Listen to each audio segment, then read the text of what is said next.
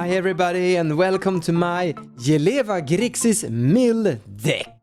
This is actually one of the older commanders I've been playing for some time, but now it got a really interesting upgrade, Tesha's Hideous Laughter, which is each opponent exiles cards from the top of their library until that player has exiled cards with a total mana value of 20 or more. And Yeleva has a beautiful ETB ability that she exiles cards from all players, including yourself, equal to the amount of mana you spent casting her. And the game plan and wincon of this deck is quite simple and straightforward. You cast Jeleva a bunch of times until you've exiled all of your opponent's libraries, and then you basically pause and they die to deck size. However, I would like to make a big disclaimer here. You see, as this is a competitive deck that can really win games, it wins really slow. It usually takes 2 hours to win the game. And therefore, don't bring this to tournaments, because in tournaments, you usually have a time limit of 90 minutes.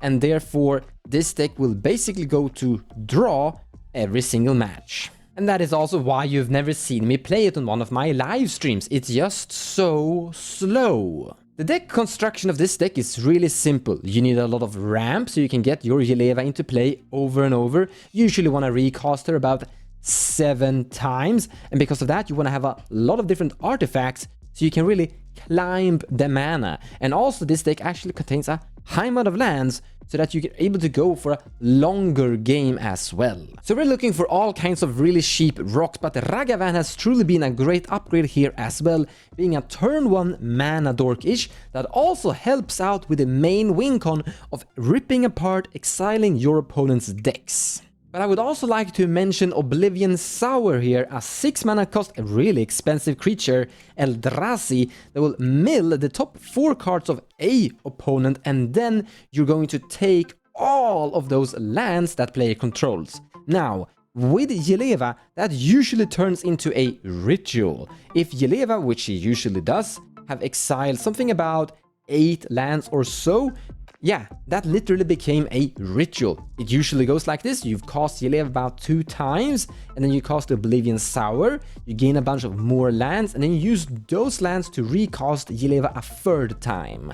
The second part of this deck is that we're basically playing a control shell, a Grixis control shell. This deck is filled with variants of counter magic, counter spells, and spot removal. The Vampire Wizard have a really interesting ability that whenever she attacks, you may cast one of the instants or sorceries that you've exiled with her. That means that you can convert her ability into a form of card value ability, sometimes even card draw, if you exile one of those Brainstorms or Ponderum Serum Visions.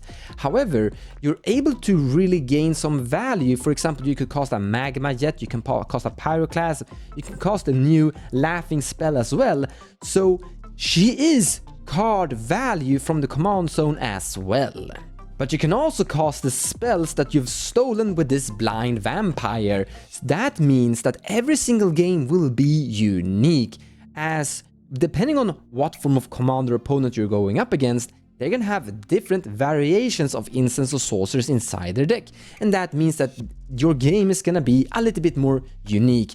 And that is actually good, because we wanna play decks that are fun, and Yeleva is definitely bringing a fun variation to every game. This takes us to the last part of what you need to include inside this deck, the last emphasis, and that is Stax. You see, it's really important that you understand that this deck is really slow, and the wincon is gonna happen in 2 hours later. That means you really need to control all of your opponents in an efficient way and slow down the game so you can build towards your wincon. Therefore, we're playing cards like Hullbreacher, huge upgrade for this deck, preventing card draw from your opponents. Change of Mistopheles, preventing card draw from your opponents. Really complicated spell. It's good, really expensive, yeah, but it's awesome for this deck. And Opposition Agent, making your opponent's decks inconsistent, taking away their capabilities of searching the library. But it's really important that you understand the thought process of what the Stax cards are doing for this deck. they are delaying the game. They are making the game longer. This deck needs to go to a longer game, and therefore use Stax just to slow down the game, because here comes the amazing part. Yeleva is an interactive wincon. You see, whenever you cast your Yeleva, you usually exile some of your opponent's combo pieces, which means that you're ripping away key components from their decks, but that requires time. So the Stax cards inside this deck aren't there to win the game. They are eventually gonna be removed, and we don't really care, because during the time you've been delaying the game, you've cast Jeleva a few times and hopefully removed some of their combo pieces or made their deck incapable of winning, hopefully. And if you haven't, keep on casting Jeleva, keep on interacting with counterspells and such, and try to put more Stax cards into play. In other words, the cards included inside this deck could be summarized down to Stax, ramp, and control magic that Yeleva could utilize in forms of instants and sorceries. I highly recommend Tabernacle for this deck, a great Stax land that is gonna get rid and interact of creatures. Also, it brings up the last part in the control shell we're playing, board wipes. You see, we need to kill our Yeleva somehow. Now we could play a bunch of sacrificial spells we cast to basically sacrifice a permanent to gain some value. But we could also just include board wipes instead, because those are gonna kill our vampire commander boss lady, as well as interacting with all the creature board states that your opponents have assembled. The key is to play the ones that deal free damage to all creatures, because that is going to kill Yeleva. So Anger of the God is perfect, because it will also exile all creatures. So if someone puts a Dockside Extortionist into play, you cast Anger of the God, and Dockside Extortionist will go into exile, which means that combo piece, which people usually loop to gain infinite mana, is now gone. It also means that we shouldn't be too heavy on the creature stacks variants. You should rather play enchantments and artifacts to control your opponents. And trust me, you really need the board wipe, because this deck is really going the distance, removing everyone's plan A wincon combo, forcing everyone into a beatdown wincon, which a lot of decks in this format aren't able to actually do, but some of them actually are. There are decks out there that just need their commander to win. Najela, Vinoda, Kenrith can really produce a huge army, so you really need these cards to just get away with those things so you don't lose to a beatdown swing. I can't stress it enough, Yeleva's life total is something you really need to be careful about going into the game. If you're starting to drop really fast, that's gonna make it really hard to go to the super late game where you win.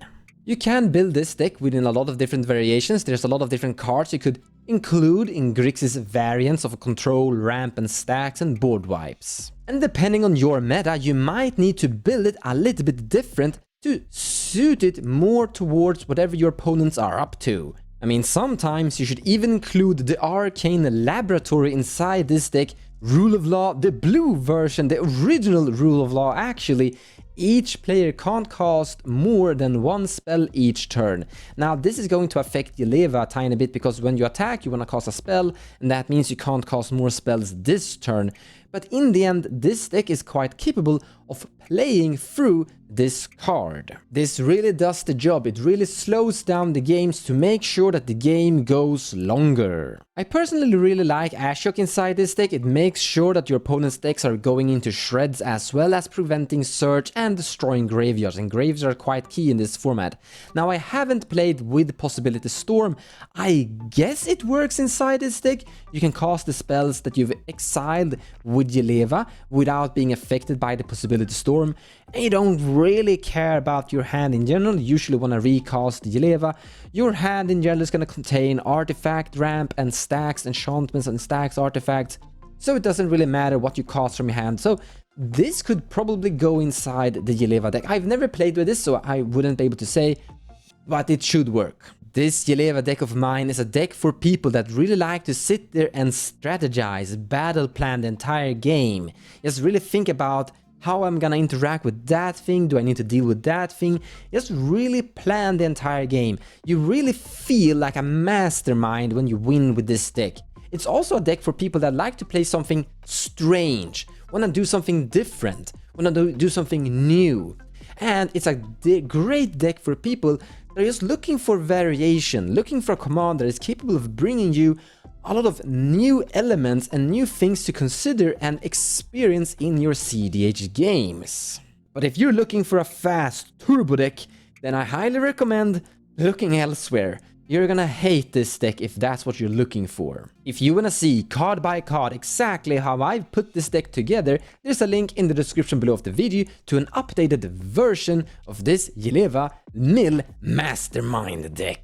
It's actually one of my favorite decks. It's really fun to pilot, and I hope you enjoy it.